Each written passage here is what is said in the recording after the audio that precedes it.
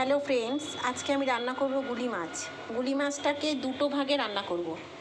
একটা হলো গুলি মাছের ঝাল, আর একটা গুলি মাছের মাথা দিয়ে তেল। তো এর জন্য প্রথমে কড়াইতে তেল বসিয়ে দিয়েছি।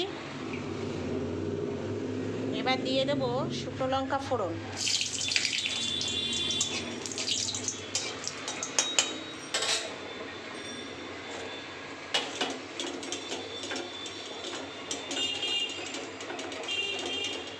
এরপরে দিয়ে দেবো মাছের মাথার তেলগুলোকে।